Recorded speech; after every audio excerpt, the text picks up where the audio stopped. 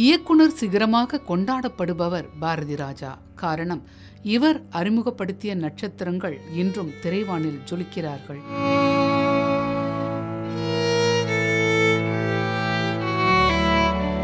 நட்சத்திரங்களை மட்டுமல்ல, பல திறமைகளை வெளிக்கொண்டு வந்த பாரதி ராஜா என்ற பல்கலைக்கழகத்திடம் பாடம் படித்த இயக்குநர்களும் பிரகாசித்துக் கொண்டிருக்கிறார்கள்.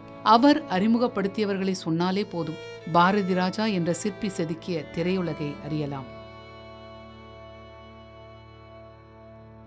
1978 கிழக்கே போகும் ரயில் படத்தின் மூலம் ராதிகாவை அறிமுகப்படுத்தியவர் பாரதி ராஜா.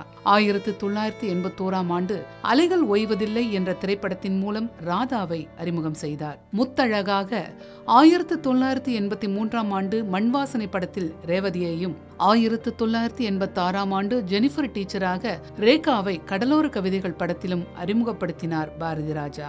1992 வெளியான நாடோடி தென்றல் திரைப்படத்தின் மூலம் நடிகை ரஞ்சிதா பாரதி ராஜாவால் அறிமுகப்படுத்தப்பட்டார். பிரியாமணி 2004 கண்களால் கைது செய் படத்தின் மூலம் அறிமுகமானார். விஜயசாந்தி கல்லுக்குள் ஈரம் படத்தின் மூலமும், சுகன்யா புதுநெல்லு புதுநாத்து படத்தின் மூலமும் பாரதி ராஜாவால் அறிமுகம் செய்து வைக்கப்பட்டனர். புதிய வார்ப்புகள், நிறமாறாத பூக்கள் என ரத்தி அக்னிஹோத்ரிக்கு தனி அடையாளம் கொடுத்தவர் பாரதி ராஜா.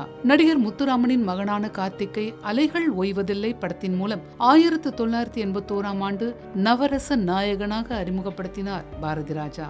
1983 மண்வாசனை படத்தின் மூலம் பாண்டியன் கதாநாயகனாக பாரதி ராஜாவால் அறிமுகப்படுத்தப்பட்டார். சுதாகர் கிழக்கே போகும் ரயில் படத்தில் ராதிகாவுக்கு ஜோடியாக அறிமுகமானவர். நெப்போலியன் புதுநெல்லு புதுநாத்து படத்தில் பாரதி ராஜாவால் அறிமுகப்படுத்தப்பட்டார். பாரதி ராஜாவின் மகனான மனோஜ் பாரதி ராஜா தாஜ்மஹால் திரைப்படத்தின் மூலம் அறிமுகப்படுத்தப்பட்டார். தனது படங்கள் மூலம் ஜனகராஜ், வடிவுக்கரசி, நிழல்கள் ரவி, சந்திரசேகர் போன்ற திறமையான குணச்சித்திர நடிகர்களையும் பாரதி ராஜா அடையாளப்படுத்தி இருக்கிறார்.